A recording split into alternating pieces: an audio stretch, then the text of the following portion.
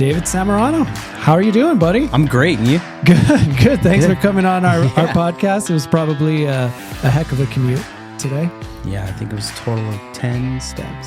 Yeah, exactly. Yeah. So, obviously, search and rescue, we do police, fire, military stuff. And because not only are you a super awesome dude, but you actually have a previous life as a police officer, wanted to bring you in and do some chatting. Okay, let's do it. I'm in. Let's go. Good. So, first off, tell me a little bit about your background in why you wanted to become a police officer. Okay. Was that right out of high school? Did you know, or did you just kind of fall into it?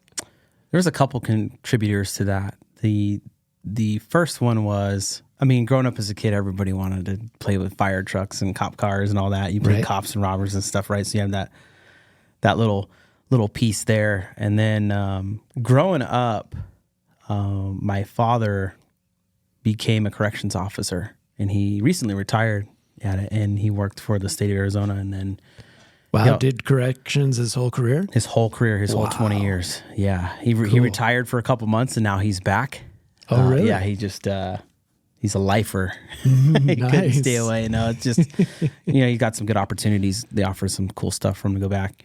And so there was that influence, seeing your pops wear a badge and a uniform was pretty cool, Yeah. And growing up, he was the only one in our family in law enforcement. So that was a kind of interesting thing. Usually you see a couple other people that are doing it, but there wasn't any at the time. And when I was in school, I always had this idea to just be a businessman. I wanted to be in business. I didn't know what kind of business or what I was planning on doing, but the idea of, wearing suits and, being in a tall building, all this stuff was something that popped into my head more often than not. But when I was in high school, I was playing football, and I had a football coach my sophomore year that was a Marana police officer, and his name is Jake Shoemate, and he is a lieutenant now at the Marana Police Department. And out of all the coaches I had at that time, he stood out to me because the way he led and the way his character and the way he carried himself. And he knew how to show the way and lead the way.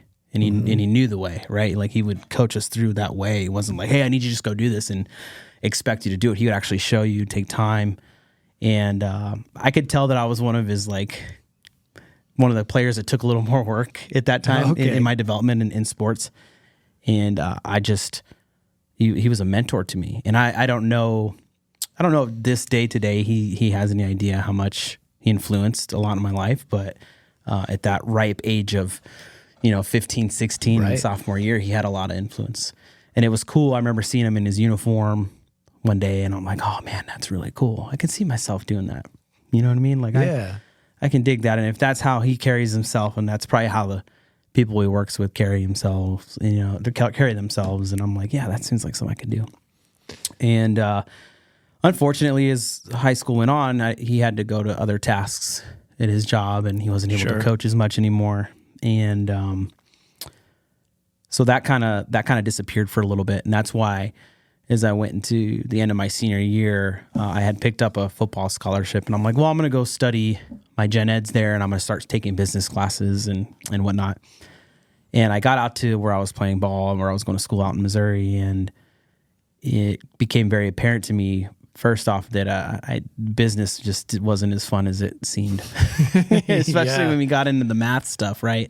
Well, it attracts a lot of dirt bags too. That's one of the things that I noticed in business was if you want to make a lot of money and fleece people in the process, like, you have opportunities to do that. So I think with a moral foundation and kind of a call to serve, some of that business stuff might not have jived from that regard. Yeah, and that's kind of where things start molding into that service kind of mentality, right? Yeah. You see, what people don't realize, a lot of people don't realize, is like a lot of these high school coaches that are helping out at the program, for instance, Jake Shoemate, they weren't getting paid anything. They were there on their own time, just volunteering. Love of the game, love of the kids. Yeah, and later on in my relationship with Jake, when I at that time when he was coaching, I didn't know his family dynamic. I didn't know what his household, how many kids he had and all that stuff. I didn't think about that stuff at the time. I was just kind of young and just playing ball. Yeah. But, as I got older and I learned that, I started thinking back to young David, and we'll get into that, but he had a whole family and he was married and was doing this, taking time out of his day to serve in that capacity. Right. Like people don't realize, he's just out there coaching. The man had a full-time job, and being in that career field now that I know, because I actually coached while I was an officer too. I'll get into that, but it was crazy. It's the amount of serving he did. So going back to the college thing, I quickly learned, I'm like, this isn't really something it wasn't piquing my interest. And I continued to take a couple classes, but I started bringing in criminal justice courses into my studying.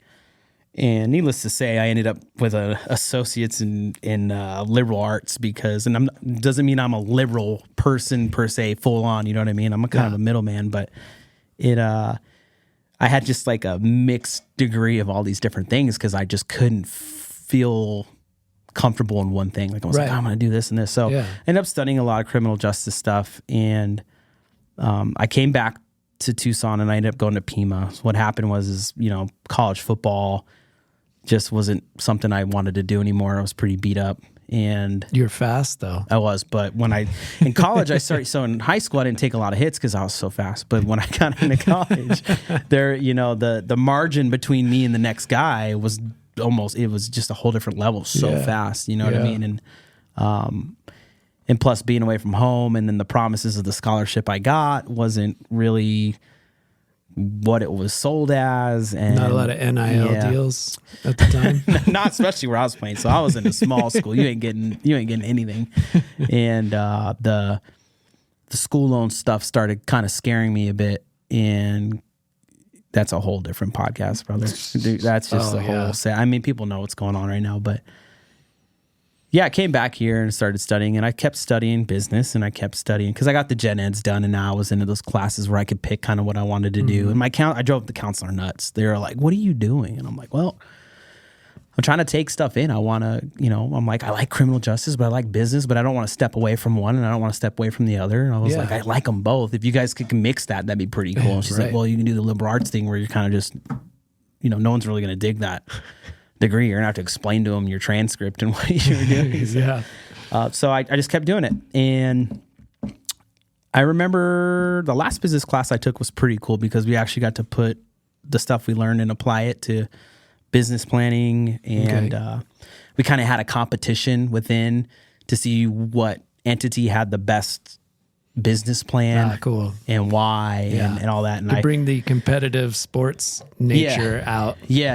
So it was pretty cool, and I had a solid group. When you're like in college and you have those groups, or even in school, like high school and stuff like that, we have those groups where there's those people that just don't contribute at all. And then you have like everybody in this group they were awesome. I don't remember their names, but I remember sitting down and studying and putting this stuff together going, wow, this is not all. I was used to carrying the weight sometimes, and we've all felt that in some capacity, and it was nice. But I was like, man, this is cool. I dig it. But after that year, I was out of money, man.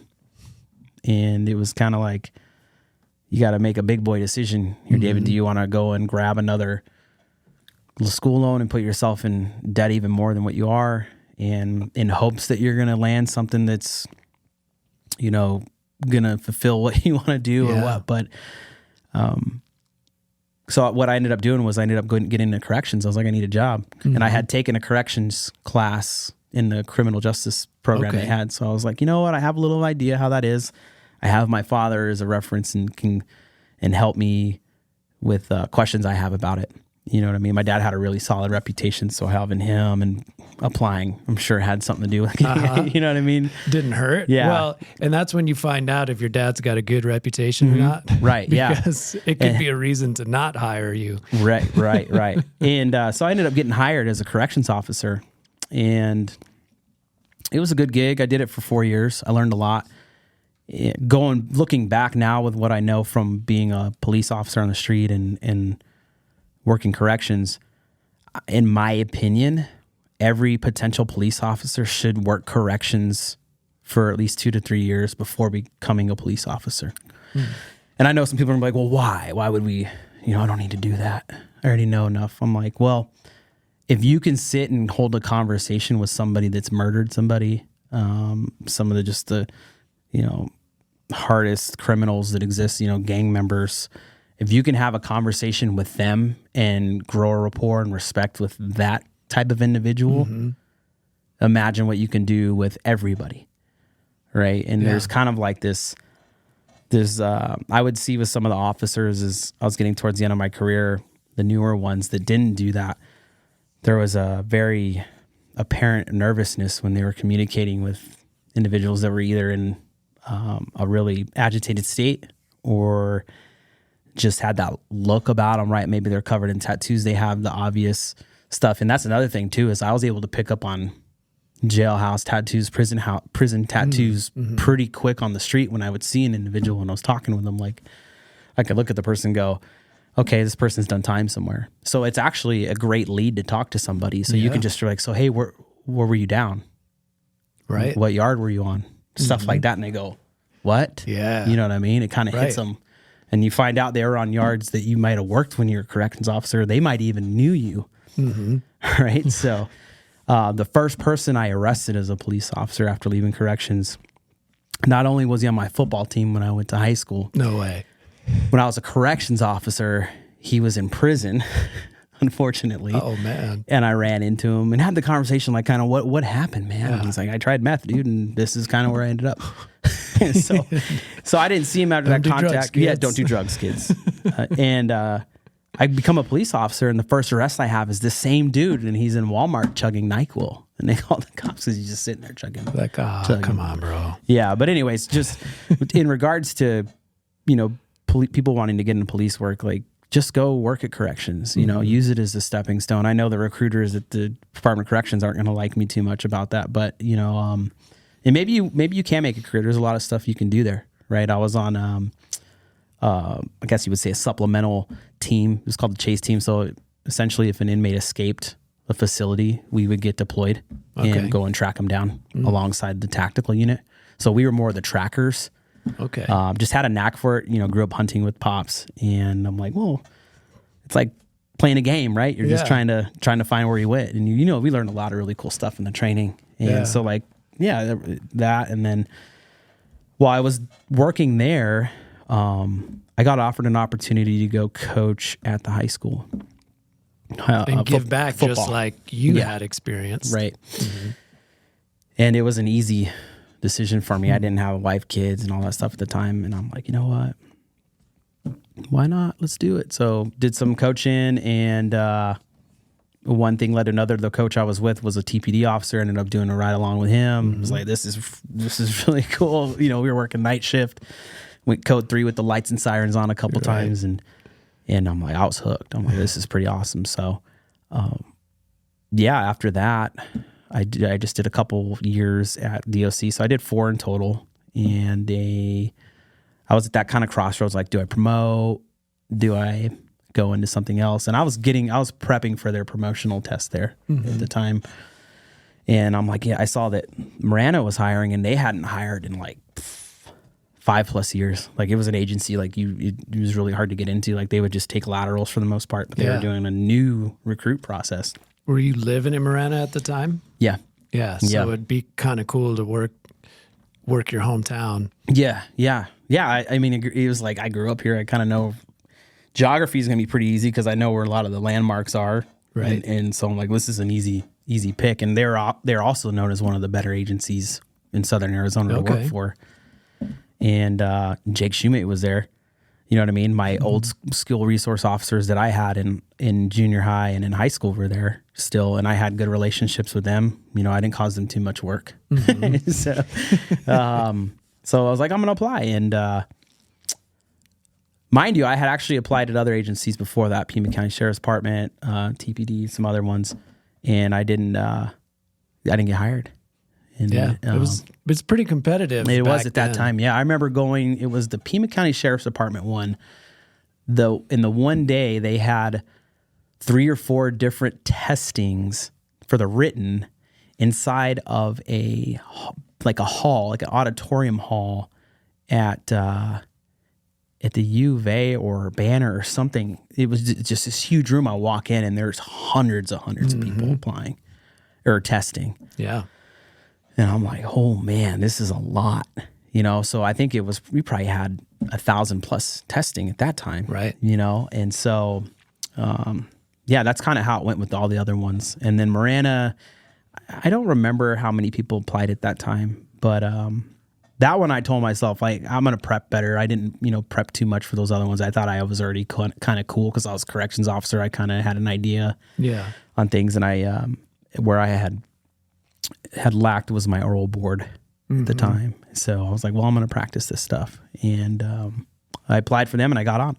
Awesome. And now, did you get some mentoring with people that had already been hired with different law enforcement? Because that's invaluable. Yes. Yeah. And especially when we try to coach kids that are looking to get into fire, police, and military, like you got to understand why these questions are being asked and what they're listening for. Not so that you can do something to pull a fast one, but so that you can think and operate under that same mentality. Right. Otherwise, if you're just an outside dude coming in, like, you may think you had a good interview because you just did what you do, and it could be absolutely terrible. So having that time to practice is perfect. We would bring kids in the fire station that were like, they were hungry and they really wanted to serve, and you'd actually sit down with them after they blew a chief's interview and say, I really don't want to give up on this kid, because you could tell if somebody's got the heart and just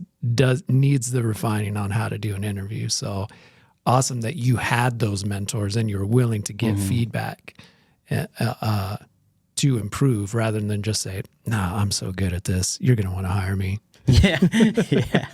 Yeah. What you said, I got to echo that.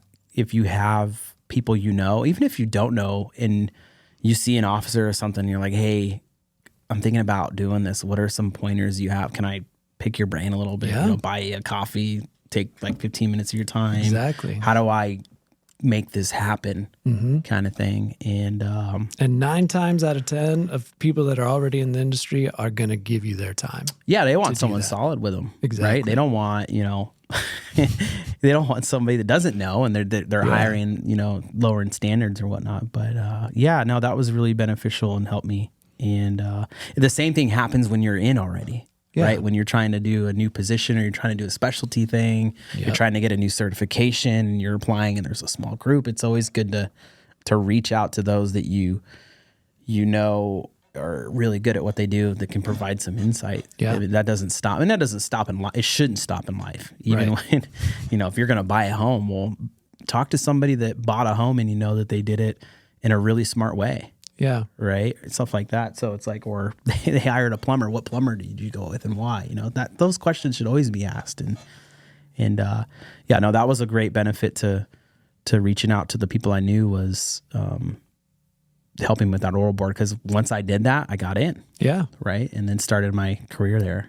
Yeah. So now you're in MPD for a while and kind of starting to be faced with those similar opportunities of, just like you had with corrections, like you always want to set yourself up to be ready for the next level. You don't necessarily have to promote, but you want to be ready. Yeah. So that you don't, that one day where the light bulb turns on, like, yeah, okay, I think I want to promote.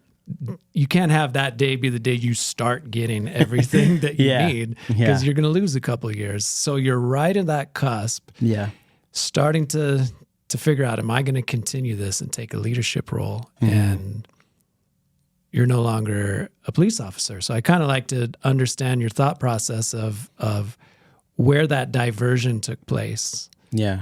From rising through the ranks to saying, do I want to do this for the next 20, 25 years, or what other opportunities are out there? Yeah, the good stuff here, huh? Well, I'm going to cover right off the bat, I was not terminated or fired or anything, or in lieu investigation or anything like that. I actually walked away on my own accord in I felt like a respectable way. And but you had a great job. You had a lot of great things people will go, for what you? the heck is what's going on through that dude's head? Why would you, You talked about going through all this stuff to get there, and then you just like, you bailed, I think we both get that question quite a bit. Yeah. No, yeah, for sure. On the side, because I just can't not be doing something. Mm-hmm. And that's always been, it was always like a hunger, just like this drive in me that just always kept going. Yeah. I had a coach growing up that called me an Energizer bunny. He's like, you just keep going and going and going. Even conditioning, I would just keep going. If I got knocked down, I would keep going. Mm-hmm. If I didn't understand something, I would keep trying to learn it. Even if I never got to the level of some of the other people, I would still keep trying to go. Yeah.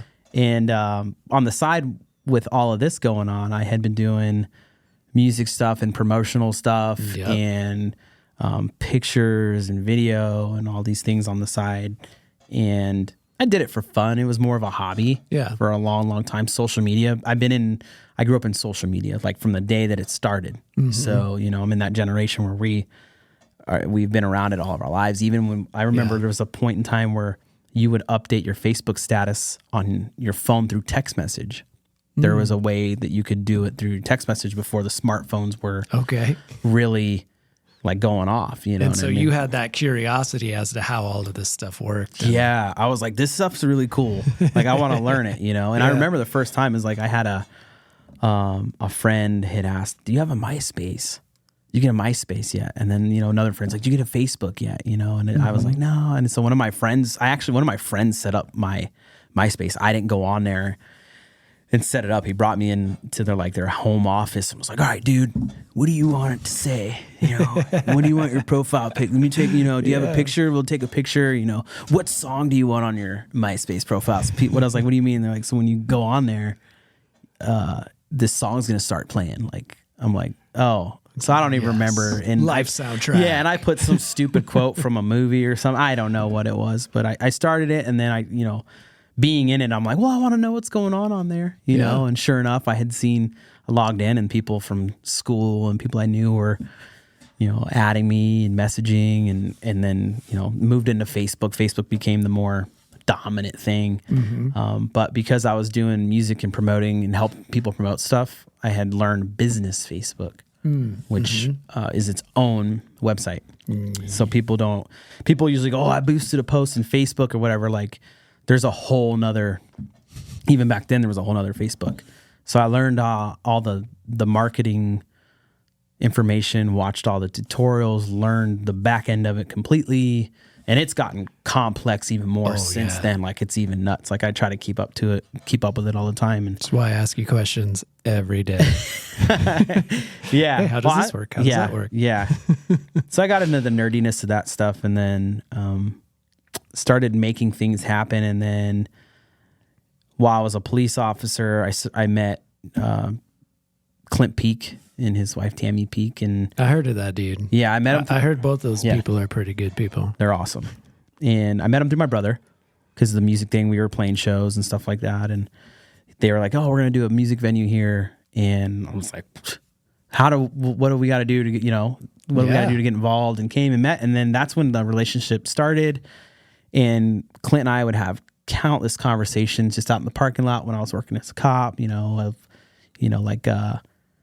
things I was doing, things he was doing, what he was wanting to get into and all kinds of stuff. And there was a conversation where he had said he spent money on TV ads and basically was like, I would have been better off going down to Ina Road and started handing $100 bills out to people walking saying, go buy some stuff from the bakery. And I remember telling him, Clint, from the stuff I knew, Clint, that's not how we do it, man. Uh-huh. He's like, what do you mean? I'm like, it's on your phone. You can do ads on Facebook because people can click and, and come see you and go order online and all that stuff. And then, it helped move things in the bakery to e-commerce and stuff like that. And then I still was doing that on the side and we got together and we were like, hey, let's start a company doing this. Yeah.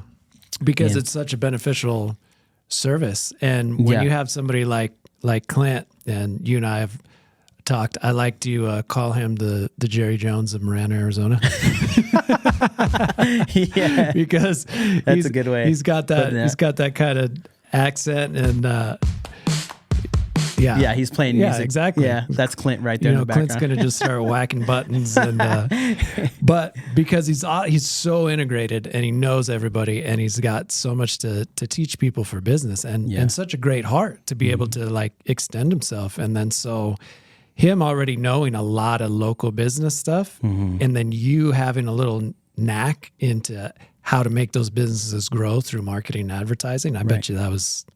You could tell right away that was a good combo, right? Yeah, it was a good combo, and it was a combo that I think happened by some other power, right? Because just too many things made sense. Yeah. Right? It was like, it just was crazy. And the ease of trusting and, that came from it. And so we decided, hey, let's start this company. And we started it while I was still working at the police, or Marana Police. And there was a week so my wife had our first child, and I was at home hanging out and doing some website stuff, when we first started the company and all that. And I remember just in 1 week, there was this little like uptick of where the amount of money that came in that 1 week was like 3 times the amount I made in a paycheck.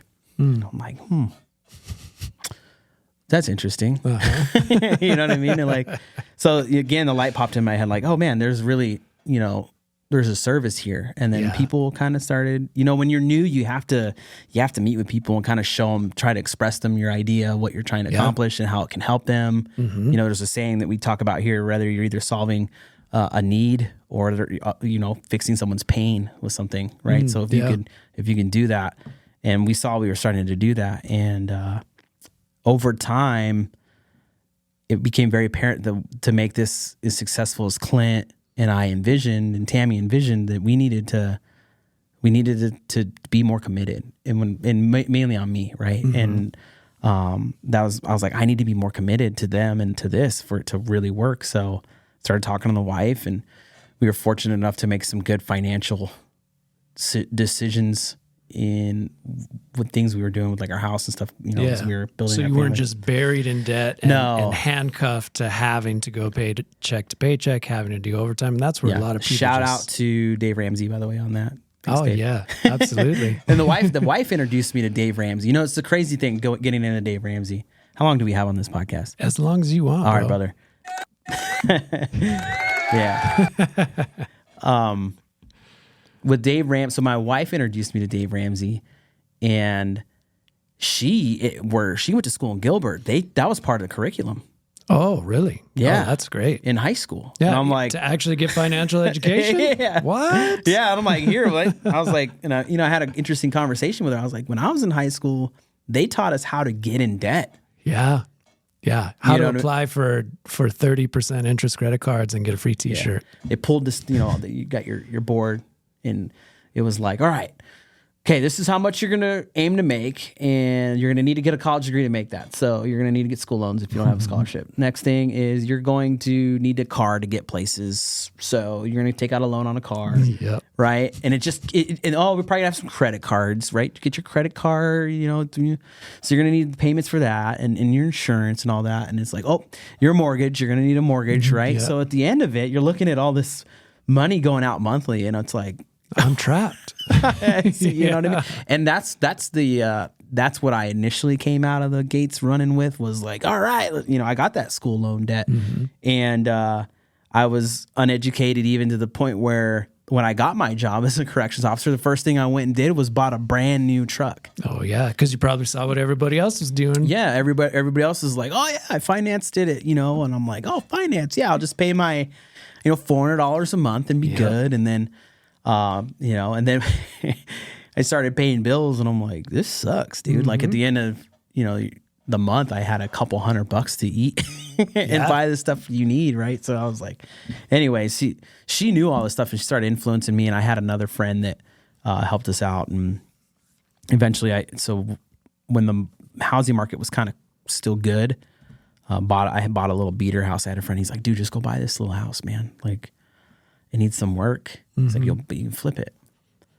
I'm like, and I didn't own a house that time. So I went and bought it, and I spent like total probably $6,000 that I put into it, fixing it up. And I made about almost 70 grand on it, paid off all my debt, school loans, all that stuff. Right. Awesome. So I'm at this point in my life, and the reason I'm talking about it, I'm not bragging, and it's like, I'm just giving insight, like coming into this kind of environment without that stress and that weight is just so important, to where you could truly build the business the way it needs, the way it needs to be built. Yeah. And really be able to help, actually help and be invested in the success of the clients that you're taking on, because you get finances, you get how businesses are tight, but also how the marketing can help them so much by just targeting and getting the right leads to the right people and making their business thrive, to where you can show them that break-even point and say,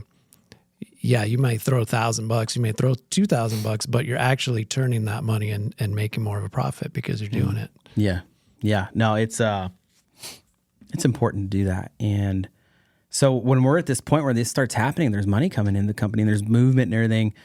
I talked to the wife, and we crunched the numbers, right? And we were like, we can do this, we can make this happen. We knew that we were going to pull from the savings for a little while, and but what you got to remember is, and I told her, is like, we're doing that, but we're actually investing in ourselves. Right. I know it doesn't say that on paper. There's no, in a bank account, there's not a number in there right now, but in time, if we do this right, there's a value to it. Yeah. It's not going to be tomorrow. It's not going to be the next day. It might be months. It might be years where you're like, whoa, this is crazy, right? But which is what education is supposed to be, an investment in yourself and your abilities. And though you had to actually leave the education system to get that education. The good old rat race, the treadmill, or no, the assembly line to nowhere. Yeah. Sorry. And that's not knocking people. They're like, hey, I just want to go work this job, right? That has to happen. Though I respect wholeheartedly people doing that, but for me, that was not. Yeah. You weren't just going to check the box and get the cheese and do the next thing and do what everybody else is doing. Right. You're right. Yeah. And, so talking about like when I separated and stuff, when I was working at the police department, like I can tell you that I had it made. Yeah. Legitimately, I was working day shift. I had great days off. I was starting to study for promoting.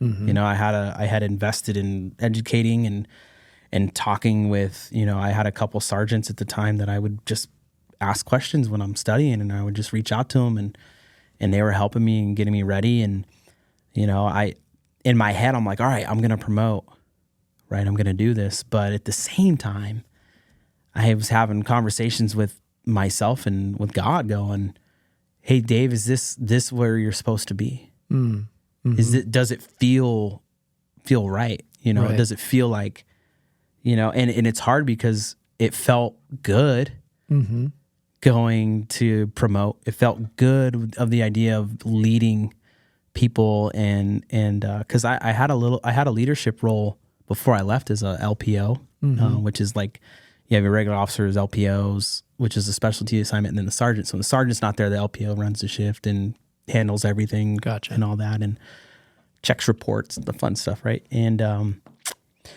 was great. It was a good experience, but like I said, it was good. It wasn't great. And that's the one thing that hit me was when I was talking to myself, I'm like, is this what great is? Do I know what great feels like? Would great be being a chief of police one day? Would it be being a captain? And would it be even police related? And I felt there was a cap on David at the police department. It's not to knock that job at all. I mean, I love serving and everything, but I don't know if I'd have been able to serve as many people as we can here, right? And I was like, I told the wife, I'm like, hey, I love what I do, and it's good, but I don't think this is where I want to be, in the next 5 years. I don't want to. I think there's something else. There's a calling somewhere else.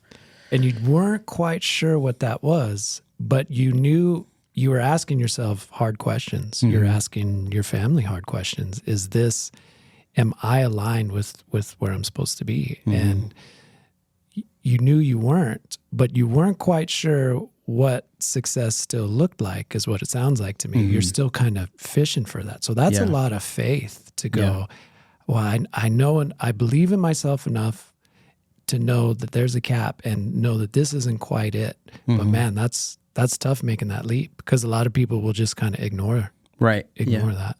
It's easy to ignore when you get a paycheck. Right. And the size of the paychecks that you have at that time. And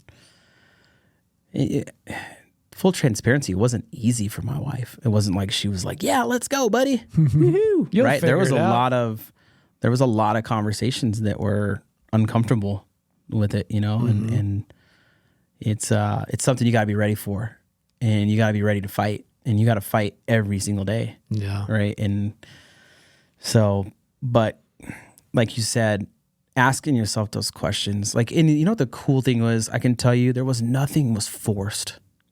Yeah. There wasn't I had to do this, you know, or like, you know, nobody came to me, even the people that I was talking to at my job that I was expressing that I might be leaving, none of them were like, dude, you're an idiot, bro. Like, don't do that. You're going to totally just regret it. Like there wasn't a lot of that at all.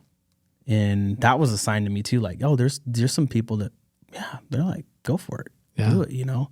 Right. And even some of the people above me were like, yeah, Dave, do it. Yeah. Go for it, you know? And then even the support was so great that they were like, hey, you know what? If you completely sink that ship and just it doesn't go well, you're just come on back. Yeah. They're like, we'll just get you, you know, recertified and whatever, and we'll throw on your badge and gun and give you a car and send you back on your way. You can just go right back to work. Yeah. You know what I mean? So that was a good feeling too. And that comes back to relationships with where you're at. Right. Right. Like don't go, I'm going to go start my business, start flipping everybody off while you're leaving and say, I hate this place or anything like that. I mean, just burn the ships. Yeah. No, don't burn the ships, man. And that, even from like, I just wasn't in that place. Like I was enjoying what I was doing. Yeah. It wasn't for a hatred of your current calling. It was for you were being pulled into other things. Yeah. Yeah. By all kinds of different forces, whether you want to accept it or deny it. That was what was happening. Yeah. So you hop out, you're starting to navigate this new business, and I'm guessing you're a couple of years into it before we meet. Oh yeah. And I remember the first time we kind of sat down, and you had a different business partner for this particular thing. And we sat down with a bunch of musicians and kind of we're trying to feel out like who you guys were, what you were doing. And I listened for about an hour and a half, but I listened differently. So as the whole pitch, and I'm trying to understand what's going on, there was something about you where I was like, I want to hear more from this dude, because oftentimes the quiet ones in the room are the ones that really have their stuff together and know what's going on. And if somebody is just big and loud and showy and over talking and confusing, like it's instantly off-putting for me. But after that meeting, I was like, I want to talk to this dude. Yeah. And I want to know more about him. I want to know more about Clint, because I think there is something going on here, and I just missed it in this initial thing. Yeah, that was not how that was supposed to go, by the way. Yeah, you know, I had my talking points and everything that I had really rehearsed and thought about to talk to you guys at that meeting. And, you know, unfortunately, like you said, somebody stole the show. And, you know, that kind of stuff happens, but you can get upset about it and dwell on it. But, you know, you get to really see who people are when things go down like that. And you go, wow, okay. So yeah, I see and the reason I was quiet that day, I was like, all right, well, if this person wants to take the wheel, drive that bus, buddy, because I'm like, well, just go for it. See what he gets out of it, you know? And anyways, but yeah. So we started having more conversation afterwards. Yeah. And I'm wired very similarly to you in that I have that curious mind, and I need to know how stuff works and why. Like I'm not the dreamer so much as like I can drop visions and strategy and stuff, but I need to know how the sausage is made so that I can understand what's going on and if there's potential and there's roles. So we started having good conversations, and I don't know if I was super annoying, but I was asking a lot of questions because I needed to know what was going on, because I saw there was something big going on here. And there's people that I want to be around, and that helped to actually inspire me to take a leap. And I was even in a similar position of like, just like you said, I got it made. I got fat checks coming in to me. I know what I'm doing every day. I know every single bit about this operation in doing it for 20 some years, and I can answer every question, but something's missing. And I don't know what it is, but almost verbatim, like asking myself these same questions and going, okay, what do I do then? It's like, I'm not sure, but I know I need to leap. And you guys were actually an inspiration, because I leapt, but I didn't leap right into LTD Media and working together. I leapt into a position that was outside of the fire service, running my own company, but it was just enough to push. And you guys were an inspiration for that. So I appreciate that. I appreciate how you carry yourself and how you roll, because it inspires other people that are paying attention. So appreciate that, man. I'm gonna tear up, dude. No, it's damn.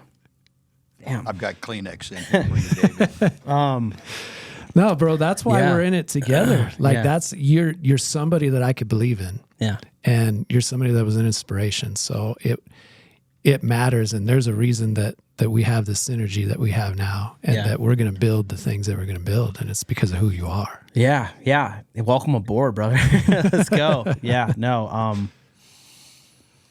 Yeah, that's a short story of a lot of stuff that happened, Scott. I mean, yeah, it's, and then, you know, getting to pick your brain, because you say you ask me a lot of questions, but I ask you questions. They're not as many, but I'm not an MBA, and I think that you know, just knowing what you've learned in college, and knowing what needs to happen with the company's structure and the way things were going. We were going well, but the timing of it is insane. Yep. And we talk about all the time here, because we just hit this like point where we're like, whoa, this is unreal. Like it's that moment where you're, you know, usually some people are in a music video or something, they're popping bottles and you know what I mean? Or, you know, they're doing all this unnecessary celebrating, but we were celebrating, you know, but we were doing it in a way where like, okay, we should celebrate where we're at. But the way we do that is we set this company up to continue to provide the service that it is at the level it is. Yeah. Because if we don't, and we just try to get what we can at it, I talked to you about the approach of that I see a lot with whether young entrepreneurs or some of them are seasoned, things that I've seen. And I'm not going to sit here and preach to everybody that I'm this superstar entrepreneur or anything like that. That would be lying. There's so many other people involved, Clint, Tammy, and just everything, you know. Yeah, for sure. But the transactional life. Whether it's them, just the person trying to get the transaction out of that person to pay, you know, just to get that little bit of money now. So they, you know, whether they're trying to make that truck payment or that boat payment or whatever they own or whatever debt, and then there's the transactional stuff with people. And I'm not talking about money, but I'm talking about like the relationship aspect of it. Like people come in and they're like, well, what's in it for me if I talk to you or I know you? Like, what am I going to get out of it, right? And we've seen people come and go living that transactional lifestyle. And what I noticed about you was all the meetings we had and the conversations and stuff, I actually had tried setting you up a couple times to see if you were transactional, and you denied it. I was like, hey man, we'll just pay you some money for coming in, or pay an hourly wage or something. We'll pay you. And you were like, no, I'm good. Yeah. You're like, no, I want to be a part of, I want to own part of this, and I want to do things to make that happen. I want to see what's going on here. So advice to people getting into that. I remember going to Clint, and I was like, Clint, dude, he's not letting me pay him at all. He's not letting us pay him or anything. And he's like, yeah. He's like, I remember Clint says, how does it feel meeting somebody like you? I'm like, it's kind of scary. It's kind of weird. And I remember your first day here, you were here all day. And I went and told Clint, I'm like, this dude's been here all day. Like all day. I'm like, I don't a lot of stuff to sort out, man. Yeah, my bad. We're doing a strategic analysis. Our bad. Here. Yeah, no, it was really interesting to see somebody here just putting in the work on the sweat equity because all of us, Clint, everybody. I mean, if people don't know Clint Peak, look him up. He's very a humble gentleman and he's involved in a lot of stuff. Yeah. And like you say, he's a Jerry Jones of this day. But that man won't hesitate to put in sweat equity into something he believes in. Yeah. Whether it's a business or a person. Yeah. You know what I mean? And I think that's one thing I realized really, really quick was this person is investing in me. Mm-hmm. And I told my wife, I'm like, this guy's investing in the company, but he's also investing in me as a person. Right. Imagine someone going, hey, do you want a PhD in life and business for free? Yeah. What Can a I great jump in here opportunity real that quick? would be. Yeah.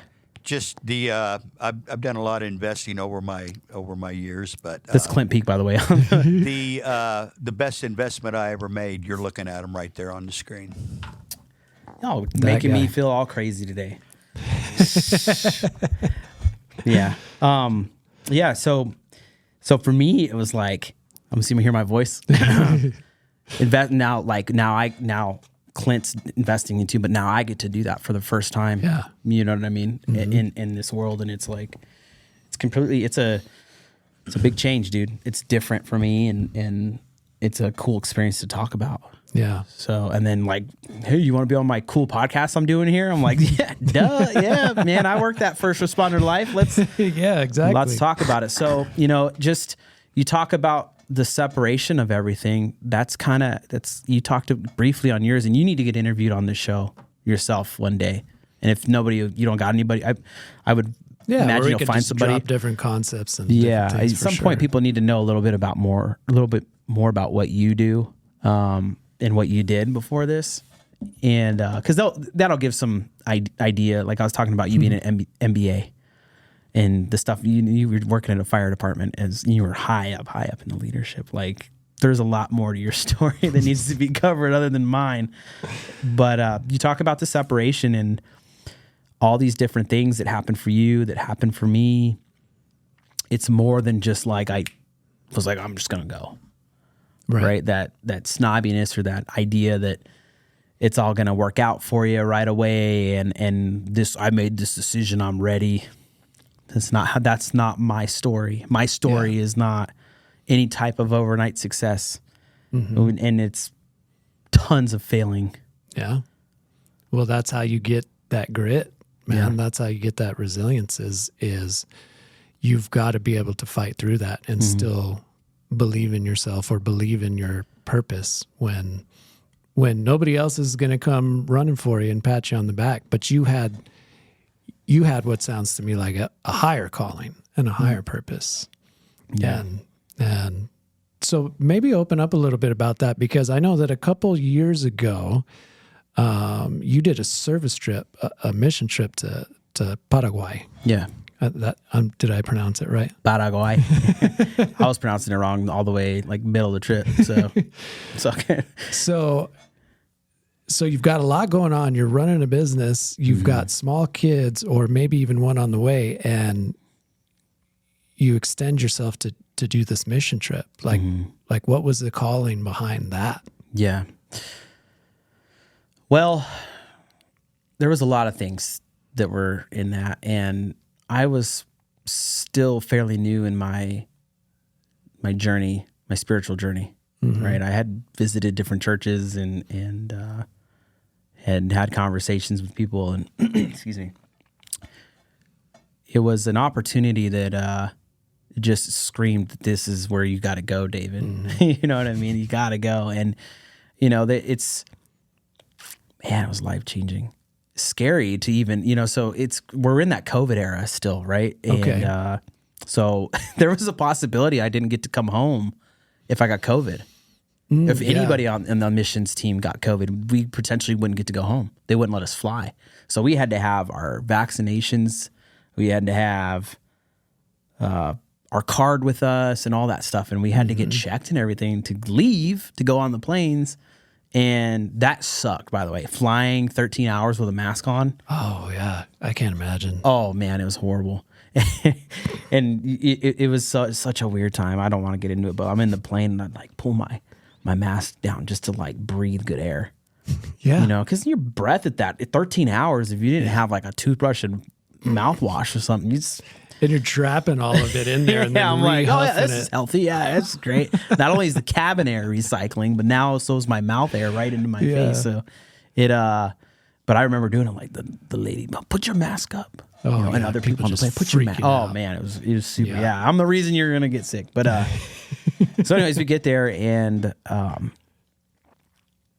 what we were going down there for was a sports ministry in Paraguay. So they had a soccer program down there that the Nazarene Church was involved with, and it was very, very successful.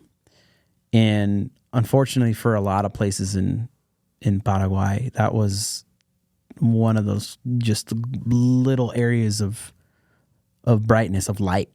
Right. Because around you had, I remember going to a part of Paraguay that was so poor that the people didn't have running water. They didn't have windows. Like they had structures, but they were like old structures that had just been worn and there was no glass. The floor was dirt. So I was actually called to go and record video and audio and everything of this trip. So what I was asked to help with was piecing together everybody was there. We were tasked with piecing together a piece of content that essentially would move people and help people see the calling to give to this program, to show the success it was having. And the positive impact on the people and the community, right? Yeah. So the pastor down there we worked with, Johan, he did a really good job explaining what the program was doing, why it was doing what it was doing, how, and there were people and athletes from that program that went pro. And that program itself started getting a lot of attention. Awesome. Because of the athletes it was turning out. And the great thing was about the program is, even here where we're at, the sports program is open to everybody, whether you're a believer or non-believer, it doesn't matter, right? So you have all these people playing and you have that spiritual influence in it, right? Like you're teaching character things, but you're doing it in a way that you can connect with the players but you're also connecting with the parents, right? So the same thing was happening there. Their church growth was really taken off because of that program. So awesome. So yeah, we were there to document that, but it was, there was a lot of other things you got the chance to do, right? You got the chance to mingle with people that were, in that country. There's no other way I would have been in that area, or any of us probably, if it wasn't for that mission. And I remember going to one of the more poor areas of Paraguay, and there was a couple, the lady was from here, and she grew up in like Oklahoma, and she was close to my age, and she had moved down there for a mission, and she ended up meeting somebody and fell in love with them, and they together, and he's born and raised in Paraguay, they together decided to start a church. And so we went and saw like the church where they had it. And, cool. It's crazy because here we're so used to just the luxury of things, right? When I'm talking like this church was missing some of the floor still. Yeah. You know what I mean? There's no AC. And in Paraguay it's hot. It was really hot and humid. And there, the water, they had water in the church, but it wasn't like a running thing. There wasn't tons of bottled water access. It was just kind of like a little bottle thing that you can just go get water in. And just getting to hear their story and capture their story and talk with them. And then we went to another even more poor church. The church didn't have a building. It was under a tree. Wow. And they just gather under the tree and... Yeah. And the most moving thing was they were the happiest people I ever met. They had nothing. And I remember the lady came and she tried... I don't know where she got these plants, but they kind of look like bonsai plants, you know, but she had put them together and gave them to, you know, people, trying to give them people on the mission. They had nothing, but found a way to create something to give to somebody. Yeah. Right. And so that it was crazy to me, and puts things in perspective, doesn't it? Yeah. And our sleeping arrangement was we had AC, but it was really, it wasn't home. Like it was a tiny little bed. It was like sleeping on wood. No phone service really at all. Like there was no, you couldn't go on your phone and do so. Like there was no social. So all that stuff was gone. You were just like disconnected. And there's a funny story. I'm there, and there's the pastor that I went with. I won't say his name. He got electrocuted too, but they didn't have a water heater in the building. The way in Paraguay, a lot of places was there's like an electrical element that runs right out of the wall, right next to the piping of the. There's different codes there, by the way. Right next to the water, and it was like it wasn't heating up, and I'm like trying to figure this thing out, and I go up there and I touch, and I know that pastor did the same thing, trying to fix it or whatever. And I touched the wire, the live wire, and it was got just zinged, just lit up, and I'm like, oh. But anyways, going on that and serving, we put the video together, and it was great, and I ended up hearing that it did the job. It helped with that whole program. And I built relationships out there. Like I still, every once in a while, I get an email from a guy named Jim, who was a missionary from, I think it was either New York or New Jersey. Him and his family had moved out there, and they were just living out there. They were on a 6-year mission. Wow. They had their kids with them. They told me they had a luxurious life. Everything was good, had everything they needed. But they went to Paraguay, and it was, they had almost nothing. Their house didn't have AC, kind of just really slim living. And we got to go out with them one night, and we went to this river. So in Paraguay, there's this huge river. So what's crazy about Paraguay that I learned, my little short history there, lesson I got there, they have one of the biggest navies, and they're in the middle of the country. So because the waterways? Yeah, the waterway's so big. Waterways? Yeah, there's a river. So like a really, really big river there. Okay. I don't remember the name. And Amazon? I have to look at a map. I'm so bad. I should have known. But yeah, they have one of the biggest navies because of the waterway. So we went down by this beach at the waterway, and it was like 8 or 9 o'clock at night, and we stand in a circle, and Jim's wife, she leads a prayer. So we're all holding hands. I'm holding hands with people that are in a different hemisphere, and we're just.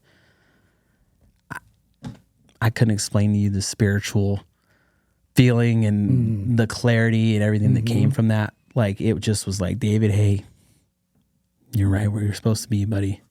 This is what's supposed to happen. Yeah. It's all good because we shared an influence on each other and everything. Right. And you come back here and you can't help but just be fired up, right, to serve. I mean, if you can go somewhere, and you did too. You went to Ecuador, and you were doing way more intense work than myself. My biggest challenge was making sure the camera gear didn't get stolen. Right. I remember getting off the plane. I'm like, remember, there's no constitution. There's no not those Fourth US Amendment laws right that are going to protect you. No, and nobody's coming for you either. No, and we actually had gone down there with a bunch of clothing to give out to kids in need, and the government took it. Yeah, I remember you guys talking about that. They were holding you had made dresses for little girls, and they were holding them hostage. Yeah, rather than so that you couldn't just get them and bring them to the little girls to have dresses. Right. They're trying to extort you. Yeah, get their import money or whatever it was for them, and it wasn't a large amount at all. So but it's still, like when people complain about the U.S. and how much they hate it here and how much of victims they are of life, like go outside the country and not just don't go outside to a resort in the Maldives. because that's not Why? the perspective you're looking for. It's like, get out there and do some work, do some serving, just like you did. I mean, for me in the doing Ecuador and being in both the Andes Mountains and the Amazon and visiting a place that otherwise I would have had no reason to visit, because you just don't really think that way. But when you're doing a service trip, it's all different. So we're down there. I'm learning how to extract teeth and help with dental work using paramedic skills, teaching basic first aid and like all the emergency stuff. Why? Because they're their own police, they're their own EMS, they're their own fire department. Because nobody's coming for them. And so they were hungry to learn all of this stuff and to have these types of services from amazing men and women that were willing to donate their time, money, and energy to just go and serve in these communities and make a difference. And when you realize how things are outside the U.S., one of the biggest impacts I had, similar story of you're meeting all of these different people, and we were in a village just outside the Amazon on the other side of the Andes, and this family that was called to serve and be and embed themselves in this community. And it was because they went on a mission trip, and the day before they were supposed to leave, it was raining, and they were hanging out in the church, and this little girl comes out of the jungle, literally out of the jungle, 10 years old, lost, confused, crying. Long story short, it turns out she had been abused in every way that you could imagine, and they took her and they tried to take her to the authorities and say, "Hey, somebody's got to do something." And the authorities, because of the system, was just like, "Well, you guys seem nice. Why don't you just hang on to her?" Yeah, like that's where we're at. Wow. Is that where we're at in this eye-opening in 2024? Yeah. It's like little children as stray animals that they're just like, well, you guys seem nice, you keep her. Yeah. And that impacted them so much that they're just like, well, we're gonna I bet you she's not the only one. No. So this little girl starts living in this church, and just like her rent was trying to find ways to help out and just clean the floors and just do things to contribute so that she can have shelter and not be abused. Yeah. And the amazing men and women that are called to do these services and say, now I'm going to embed myself in the middle of the Amazon because these kids need me. Like, that's what I want search and rescue to evolve into, is having more fire, police, and military get out and do these service trips, because the kids, the communities, everybody just eats it up. They love the attention. You just go in there and you love on them and you try to build these communities to be better. When you come back to the U.S., you're not complaining that much. No. Selfish thing to say, but I was never happier than I was when I came back for all the little things. Yeah, right. We get focused. People here complain about being able to get the newest phone that's going to come out, and their coffee was made a certain way, and people will lose it over just crazy stuff. And you go somewhere where there's lawlessness, there's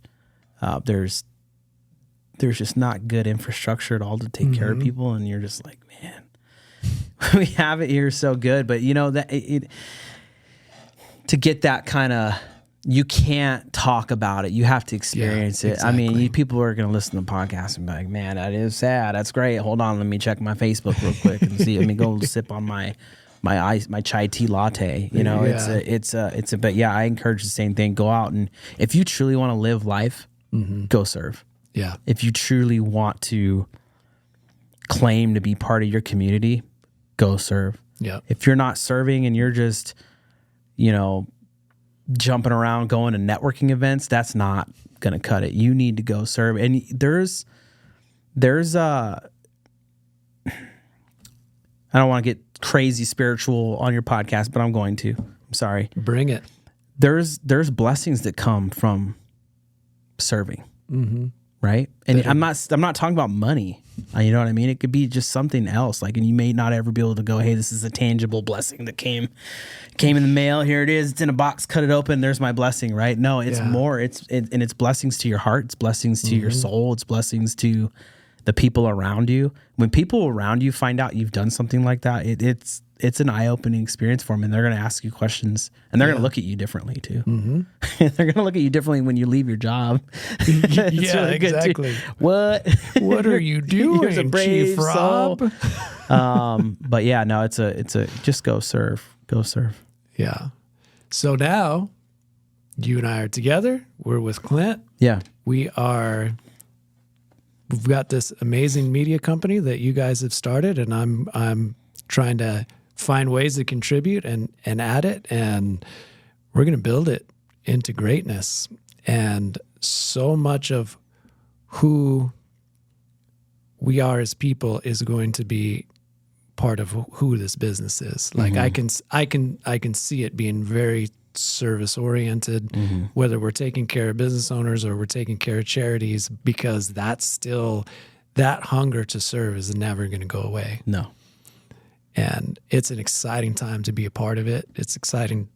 I appreciate you guys taking a chance on me and willing to welcome me into the family. And I can't wait to build great things together. Yeah.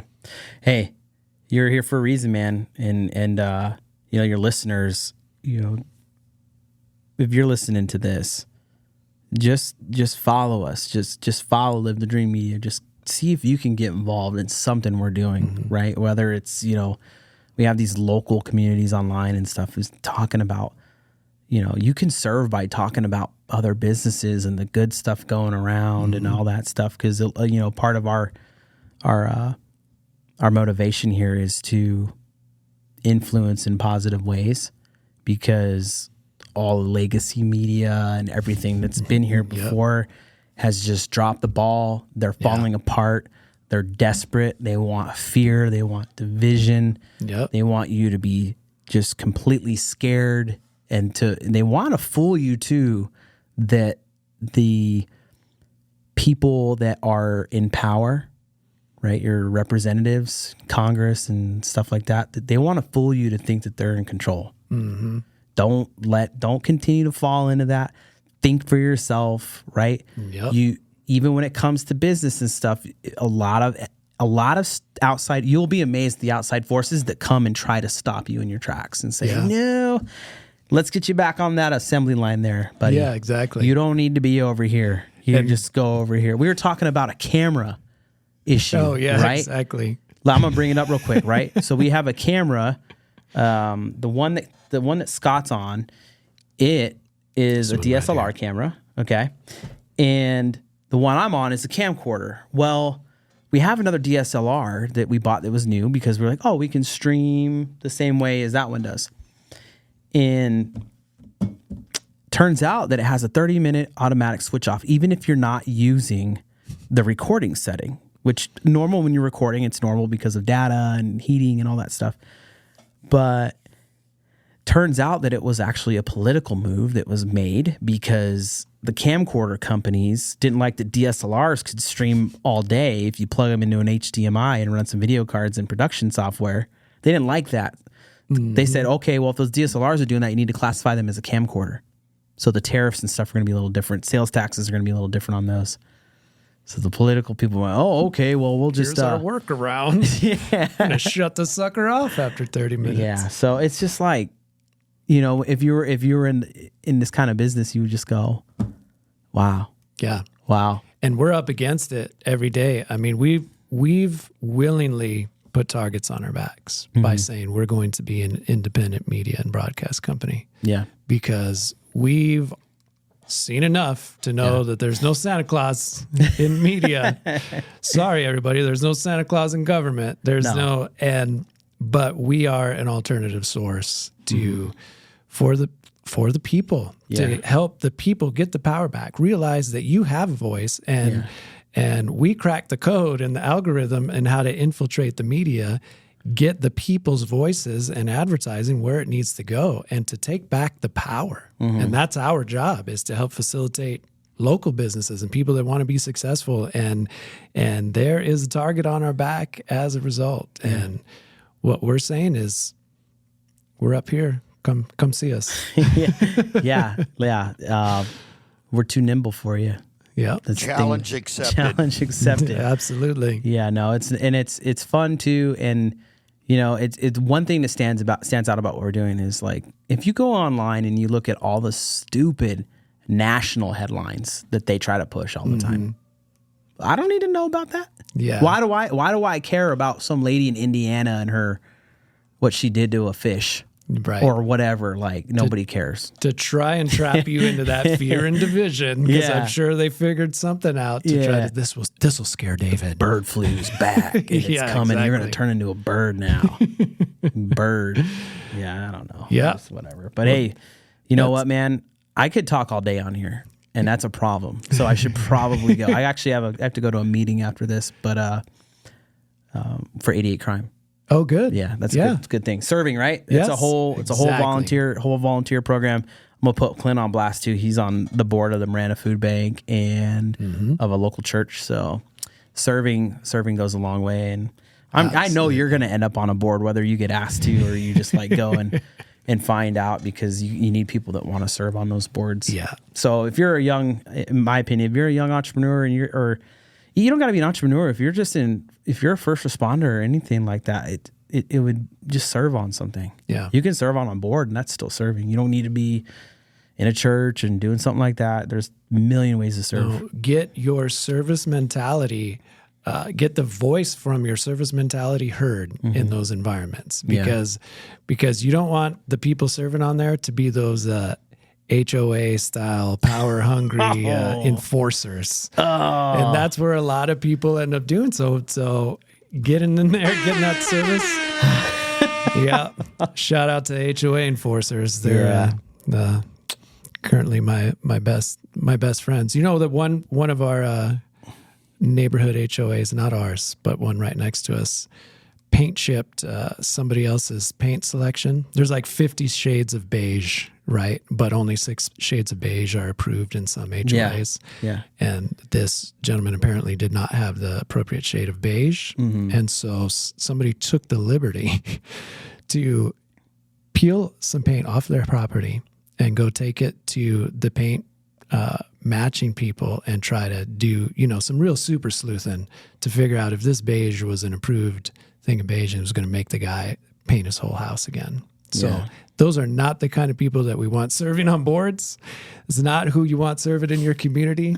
So get involved. And I think we'll go ahead and leave you with that. Thank you so much for listening to the Search and Rescue podcast, David. Hey, we're going to let's go, Chief of Operations. All right, man. Let's go. Thanks, man. Go. Like we said, if there's anything that you want to do to get involved, you want to know anything about police, fire, and law, we are a source for you to be able to either answer that or get you connected with the right people. So thanks so much for listening, and we'll see you soon.